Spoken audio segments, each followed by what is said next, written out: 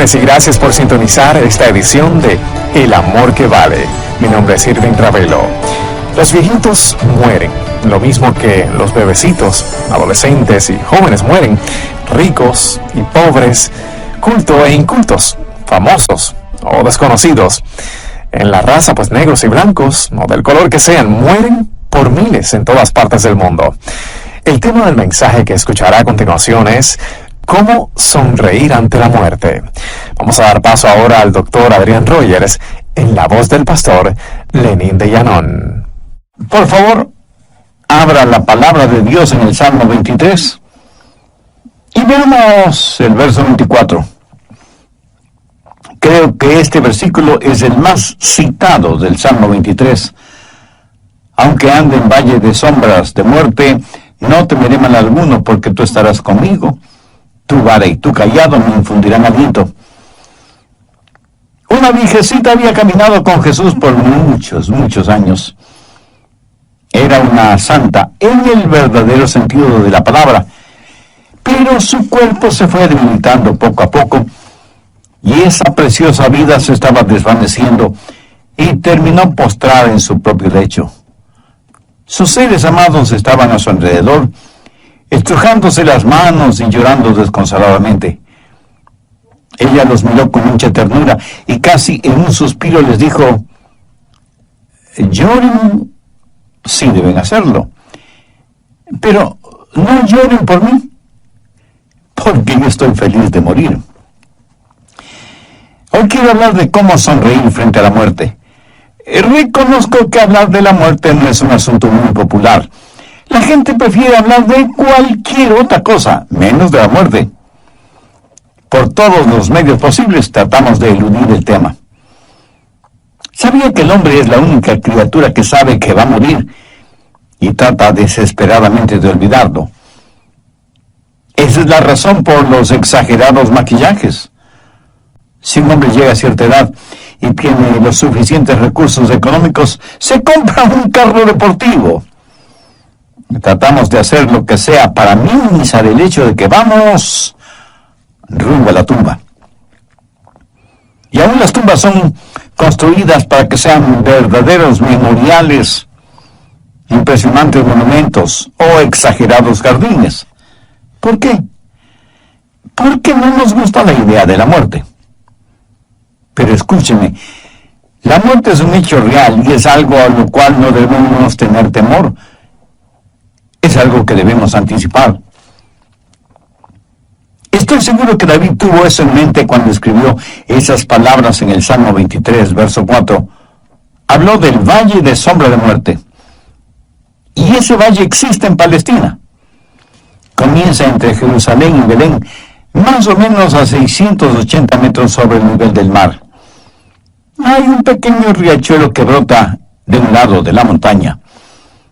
A veces ese riachuelo se transforma en un río cuyas aguas buscan el nivel del mar. Pero con el paso del tiempo se ha formado un abismo, un cañón rocoso en los montes de Judea. Y el pequeño hilito de agua que empezó arriba en las montañas fluye hasta llegar al nivel del Mar Muerto. Este abismo o cañón es conocido como el Valle de Sombra de Muerte, porque es tan estrecho en algunos lugares que apenas tiene unos 3 metros de ancho. Y aún en los días completamente soleados está cubierto de sombras, y hay oscuras cavernas. En tiempos bíblicos, esas cuevas eran el hábitat de osos, hienas, leopardos y, por supuesto, ladrones y asaltantes. Había lugares muy empinados de donde las ovejas podían caer, y era un lugar tenebroso debido a las grotescas sombras que los cubrían, aun cuando el sol estuviera en su cenit. Pero era un valle muy útil porque durante el invierno, cuando no había mucha hierba, los pastores llevaban a sus ovejas a Jericó y las alimentaban en los verdes pastos que crecían en Jericó, aún durante el invierno.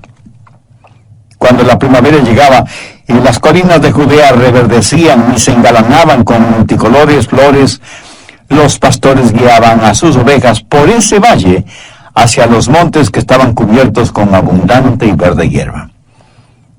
Sin duda todo esto sirvió de inspiración a David cuando escribió el Salmo 23, porque él mismo era un pastor, e indudablemente guió a sus ovejas por ese valle, el valle de sombra de muerte. Y David está diciendo que lo que Jehová era para él lo era para sus ovejas. David había aprendido a sonreír frente a la muerte. Y yo quiero que usted aprenda a hacer lo mismo. Por eso le voy a dar 3 principios que le ayudarán en ese propósito. Primero, la muerte es un hecho real. La declaración de David, aunque ande en valle de sombra de muerte, pone en evidencia no la incertidumbre, sino la realidad de la muerte.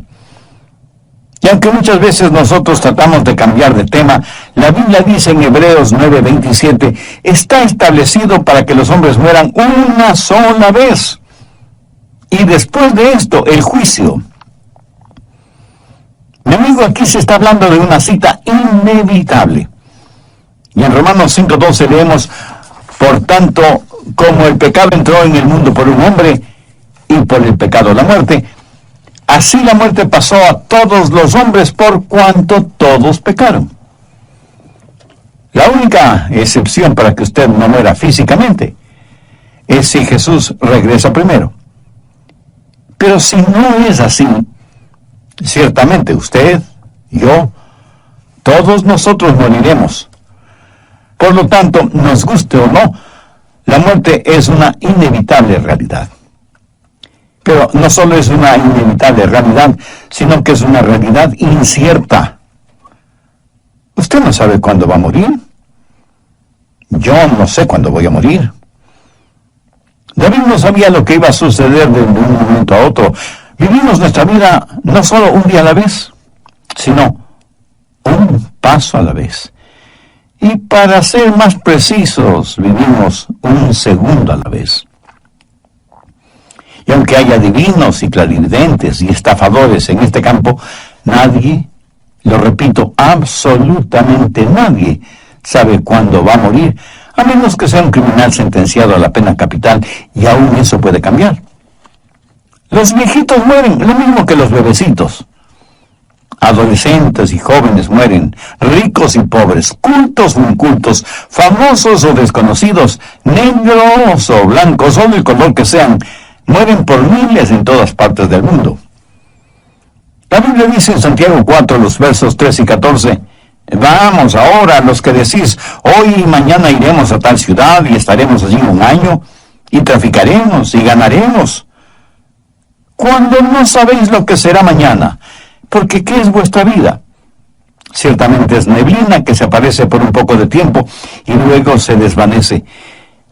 Ahora, por favor, note la admonición que encontramos en el verso 15. En lugar de lo cual deberíais decir, si el Señor quiere, viviremos y haremos esto o aquello. ¿Sabía que Dios no tiene que quitarle la vida? Lo único que tiene que hacer es dejar de dársela. ¿Lo entiende? Es gracias a la misericordia de Dios que no somos consumidos y que la vida es un regalo de Dios. La muerte es un hecho real e inevitable. Es algo incierto también, pero también es muy personal. David dijo, aunque ande, no dijo, aunque los demás anden, aunque ande en valle de sombra de muerte. Cuando nosotros los pastores o predicadores les decimos a las personas que se preparen para morir, ¿sabe lo que sucede en la mente humana? Piensa que nos referimos a las otras personas, no a ellos. Mi amigo, usted o yo podemos morir en cualquier momento. Y si usted piensa que goza de muy buena salud, ¿cuándo fue la última vez que se hizo un examen médico integral? Vivimos al filo de la eternidad. La muerte es, pues, un hecho real y muy personal. Segundo, la muerte es un enemigo derrotado. Aunque ande en valle de sombra de muerte, no temeré mal alguno. Y aquí tenemos algunas verdades cuando pensamos en la muerte como enemigo derrotado. Primero, el valle. No puede haber valles sin montañas.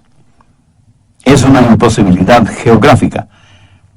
El valle del Salmo 23 está entre dos salmos representativos de montañas.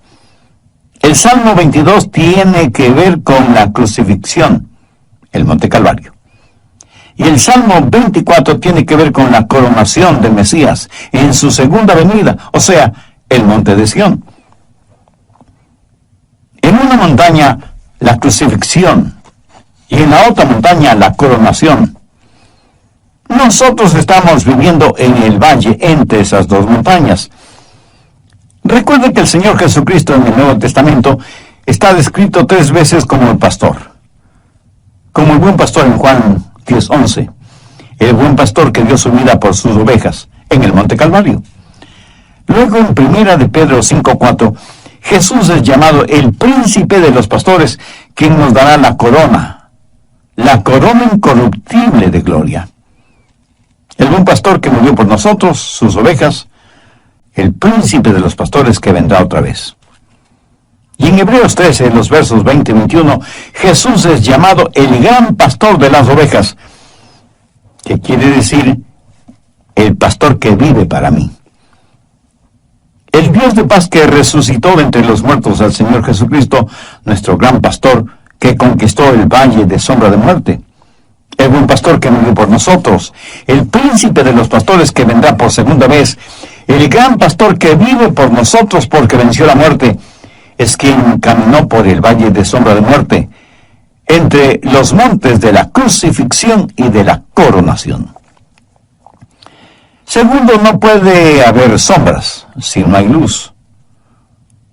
La muerte no es más que una sombra si usted conoce al Señor Jesucristo, porque Él fue la muerte de la muerte.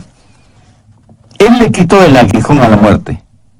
Jesús quitó lo sombrío de la tumba y nos ha dado una esperanza que es firme y segura. Las sombras pueden asustarle, pero no pueden hacerle daño. No puede haber sombras si es que no hay luz. Hubo un gran predicador cuya esposa murió siendo aún muy joven, dejando huérfana a su pequeña hijita y viudo a su esposo.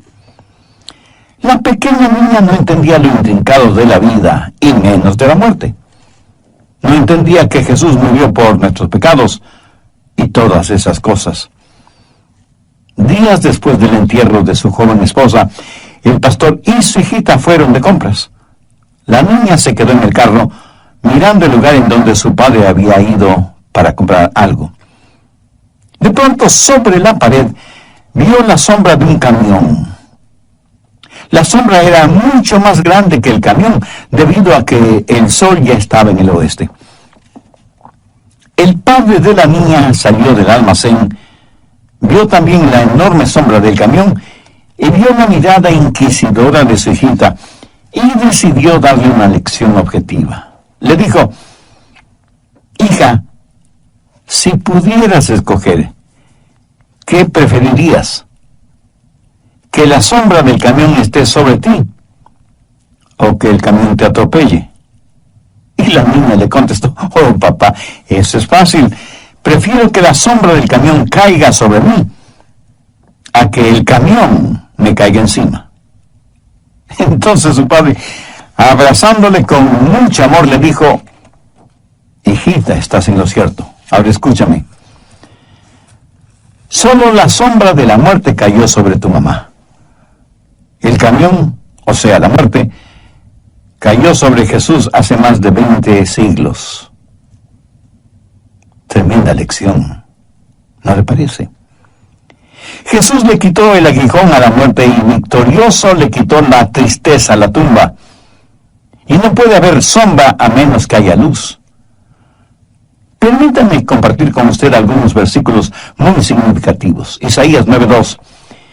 El pueblo que andaba en tinieblas vio gran luz. Los que moraban en tierra de sombra de muerte, luz resplandeció sobre ellos. No hay sombra si no hay luz. Mi amigo, ¿se encuentra usted ahora mismo en algún valle de sombra de muerte? pues mire hacia la luz. Si mira hacia la luz, la sombra estará a sus espaldas. Usted ni siquiera la verá.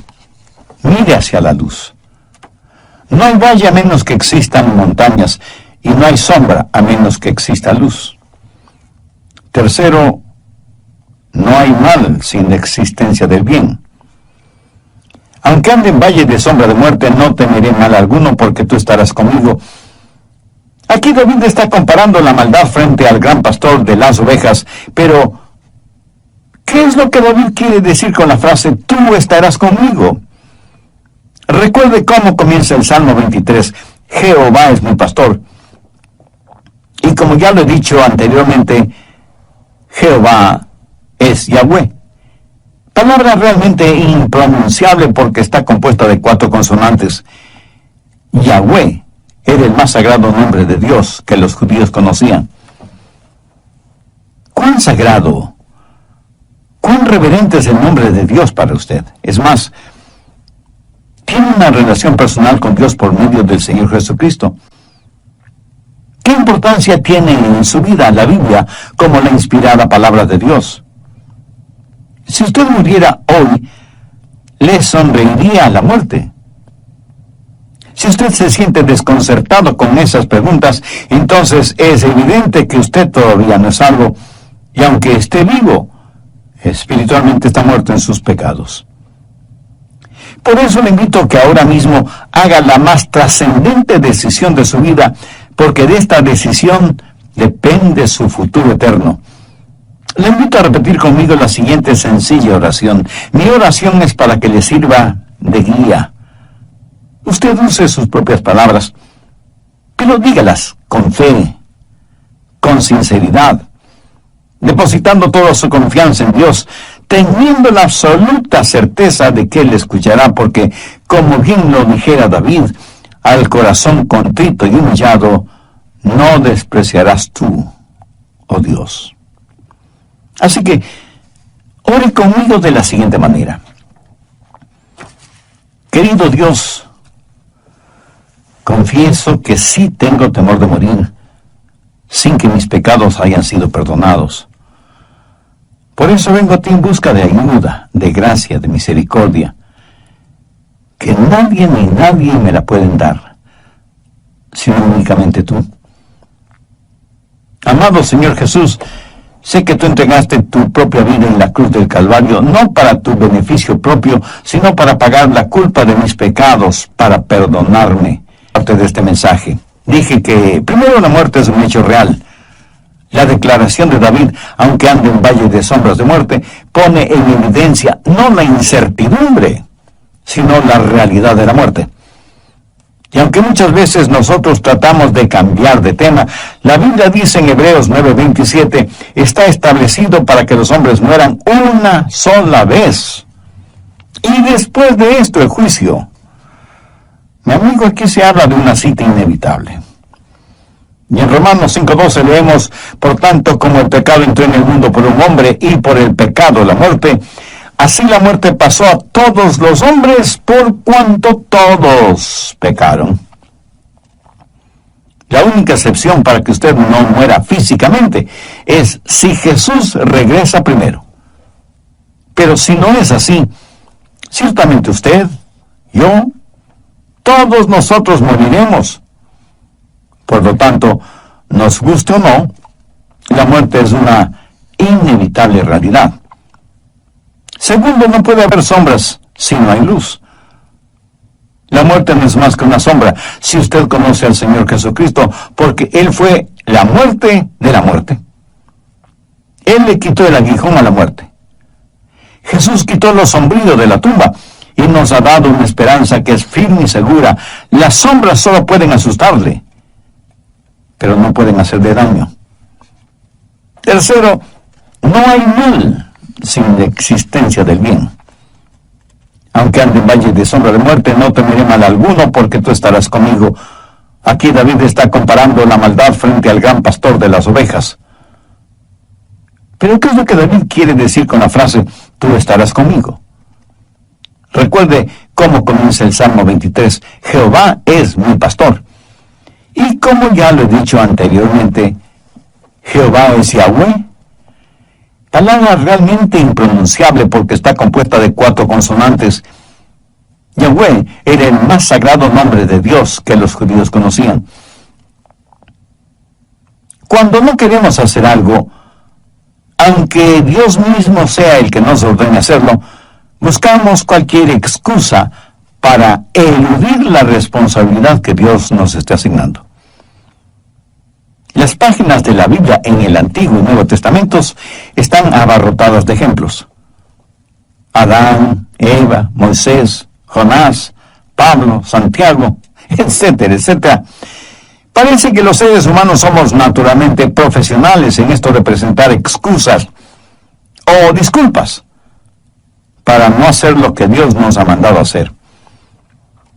El capítulo 3 de Éxodo describe detalladamente la conversación entre Dios y Moisés, las órdenes de Dios y la cantidad de excusas por parte.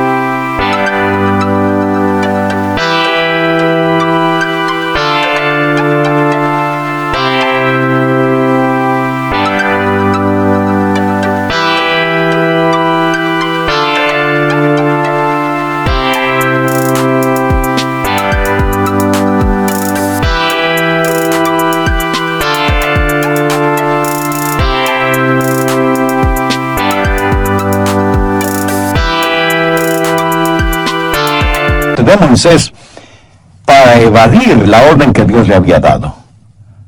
Señor, no puedo ir. No me creerán. ¿Quién diré que me envía? Y Dios le dijo a Moisés, diles que el yo soy te envía. Yo soy el gran Dios eterno y personal, sin principio ni fin. No soy el que fui o el que seré. Así, diles que el gran yo soy te envía. Diles que Jehová, Yahweh, es mi poderoso nombre. Si mal no recuerdo, en un programa anterior dije que el nombre Jehová solo es mencionado en el Antiguo Testamento, no en el Nuevo. ¿Por qué? Porque el Jehová del Antiguo Testamento es el Jesús del Nuevo Testamento.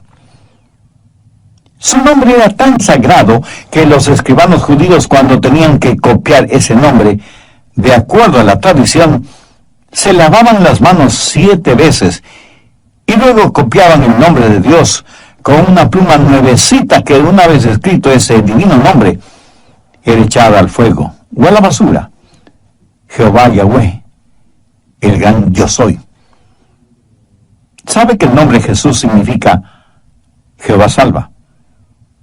Permítame darle un trasfondo de esto. ¿Recuerda cuando Moisés ya no podía liderar al pueblo de Israel? Entonces eligió a Josué para que lo reemplazara. Pero el nombre de Josué no siempre fue Josué, sino Osea. Moisés tomó parte del nombre. ¿Y qué es lo que David está diciendo con todo esto? Que aunque haya maldad alrededor nuestro y andemos en valle de sombra de muerte, tú estarás conmigo. ¿Lo entiende? Dios está con nosotros, pero no solo está con nosotros, sino que en la actualidad, por medio de su Espíritu Santo, está en nosotros. No pueden haber valles sin montañas. No puede haber sombra sin luz. No puede haber mal sin la existencia de un gran bien. La verdad siempre es más poderosa que la mentira. Un refrán popular dice que la verdad duele, y duele precisamente porque es la verdad. ¿Será por eso que en términos generales los seres humanos somos tan mentirosos? Nos olvidamos que cuando mentimos nos parecemos mucho al diablo. Porque el diablo es el padre de las mentiras. Y cuando decimos la verdad, nos parecemos más a Cristo, porque Él dijo, yo soy la verdad. Sabía que los líderes religiosos del tiempo de Jesús confabularon contra Él porque las verdades que Jesús decía estaban totalmente en contra de las enseñanzas de ellos. Infinitamente más poderoso que Satanás es Jesús. La vida es mucho más grande que la muerte. Por eso, aunque ande en valle de sombra de muerte, no temeré mal alguno, porque tú estarás conmigo. Así que no solo debemos ver la muerte como un hecho real y como un enemigo derrotado, sino que debemos ver la muerte como un entrañable amigo. En tercer lugar, y estoy seguro que algunos de ustedes, un tanto sorprendidos o extrañados, me preguntarán, un momento, Pastor Rogers, ¿dice usted que debemos ver a la muerte como un entrañable amigo? Sí, eso es exactamente lo que dije. Mira, cuando estuve preparando este estudio bíblico, quise cambiar esa frase. No me gustaba mucho eso de referirme a la muerte como un entrañable amigo. Pero luego decidí dejarlo como originalmente lo había pensado. Un entrañable amigo. Permítame compartir con usted unos versículos muy interesantes. Primera de Corintios 3, los versos 21 y 23. El apóstol Pablo nos dice lo que tenemos en Cristo. Los hermanos en la iglesia de Corinto habían estado argumentando y discutiendo qué predicador era el mejor. Y unos decían que Pablo, otros que Pedro, otros que Apolos, otros que Cefas, y así por el estilo. Era evidente que cada uno de los miembros de la iglesia tenía su predicador favorito. Y para corregir esa situación, Pablo les dice, ninguno se gloríe en los hombres, porque todo es vuestro.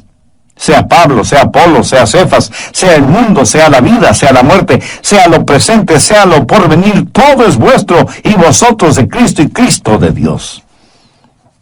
Note que entre las cosas hermosas que Pablo dice que nos pertenecen, está la muerte. La muerte es una de nuestras posesiones más preciosas. Pablo no piensa en la muerte como un enemigo, sino como un sirviente. En el Salmo 116:15, el salmista escribió, estimada es a los ojos de Jehová la muerte de sus santos. Y el apóstol Pablo en Filipenses 1:21 dice, porque para mí el vivir es Cristo y el morir es ganancia. Para Pablo el morir, aún desde el punto de vista físico, era ganancia. ¿Por qué? Porque nuestro cuerpo, si somos salvos, será hecho como el del Señor Jesucristo. Intelectualmente es una ganancia porque conoceremos como somos conocidos. Emocionalmente será una ganancia porque seremos capaces de alabar a Dios con todo nuestro ser. Socialmente será una ganancia porque estaremos con los santos de todas las edades y estaremos frente a frente a nuestro Salvador. Y espiritualmente será una ganancia porque ya no seremos afectados por la tentación y el pecado, y habitaremos con el Señor para siempre, siendo uno con Él mismo, como nunca antes. ¿Qué es lo que hará posible la realidad de esta relación? La muerte. ¿Lo entiende? La muerte no es mi enemigo si me ayuda a llegar a un lugar como ese. ¿Cuánta razón tuvo Pablo al decir, para mí el vivir es Cristo y el morir es ganancia? David pensó de la muerte como una amiga. Aunque ande en valle de sombra de muerte, no temeré mal alguno porque tú estarás conmigo. Note que aquí David habla de la presencia del pastor. Tú estarás conmigo. Hasta este momento David ha estado hablando de Jehová. Jehová es mi pastor, nada me faltará. En lugares de delicados pastos me hará descansar, junto a aguas de reposo me pastoreará.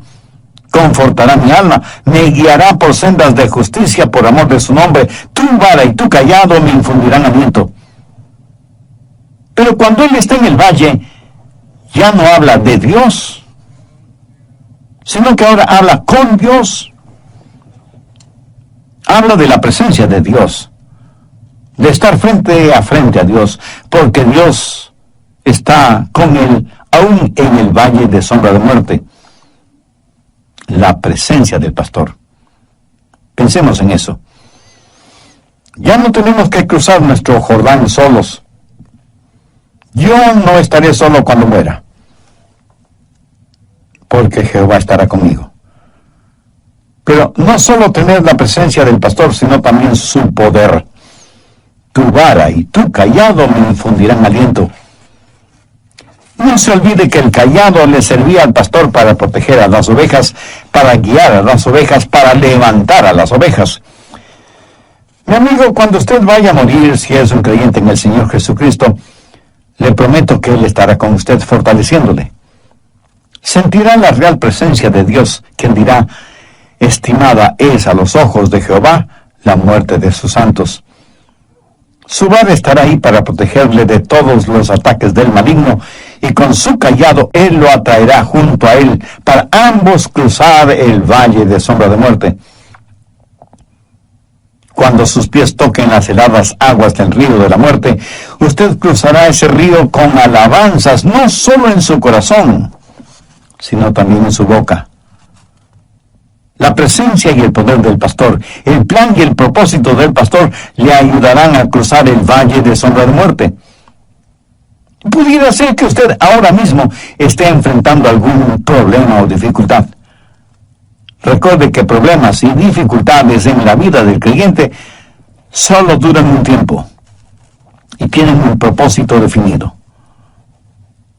Los problemas que Dios nos envía tienen un propósito formativo, perfeccionador, y debemos dar gracias a Dios por ellos. Las tentaciones o problemas con que el diablo nos asalta diariamente son maléficos y destructivos, pero también tienen un propósito definido: separarnos de Dios eternamente. David, como pastor que era, sabía muy bien que un pastor nunca abandona sus ovejas ni las guía por lugares peligrosos, y siempre busca los mejores pastos para ellas. Le preguntaron a un hombre: ¿cuál es su versículo favorito? Y el hombre contestó: aquel que dice que Dios me conforta y me guía. Este hombre, sin saberlo, estaba citando parte del contenido del Salmo 23. Hay una hermosa canción religiosa que dice: si Jehová es mi pastor, ¿de qué debo temer? Si estoy protegido por su tierna misericordia, ¿quién o qué puede hacerme daño? Tengo paz celestial, consuelo divino, mientras por fe Él vive en mí y yo vivo en Él. Y sé que no importa lo que me suceda, Jesús hace bien todas las cosas, porque el propósito del pastor es guiarnos con seguridad por entre el valle de sombra de muerte. La Biblia dice en Hebreos 2:15: y librar a todos los que por el temor de la muerte estaban durante toda la vida sujetos a servidumbre. Ahora, escuche atentamente lo que voy a decir. Usted no está listo para vivir hasta que ya no tenga temor de la muerte. Y usted, honestamente preocupado, me dirá: pero pastor, yo aún tengo pecados y por supuesto que tengo temor a morir. Gracias por su sinceridad, mi amigo. Ahora, permítame decirle qué debe hacer con sus pecados. Ponga su fe en donde Dios puso sus pecados, o sea, en Jesús. Todos nosotros como ovejas nos hemos descarriado. Cada cual estamos yendo por nuestro propio camino. Dios, el Padre, ha puesto sobre su Hijo Jesucristo la iniquidad de todos nosotros. Sí, Usted debe tener temor de la muerte mientras siga viviendo en el libertinaje de sus pecados. Pero cuando sus pecados le hayan sido perdonados por el sacrificio de Jesús, la muerte dejará de ser su enemiga y se convertirá en su entrañable amiga. Le quiero ayudar para que sepa que la muerte no representa ningún terror para usted, para que tenga la capacidad de sonreír frente a la muerte, para que defina de una vez y para siempre este asunto de la muerte. Si usted no tiene la seguridad de su salvación, le invito a orar conmigo una sencilla oración. Pero lo importante es que usted ore con genuina fe, sinceramente, depositando toda su confianza en Dios. Puede orar en voz alta o en voz baja, o silenciosamente si así lo prefiere. Su oración de todas maneras será escuchada por Dios. Querido Dios, quiero ser salvo aquí y en este momento. He pospuesto ya por mucho tiempo esta decisión que tiene que ver con mi vida eterna. Sé que tú me amas y que hasta ahora he sido indiferente a ese incomparable amor tuyo.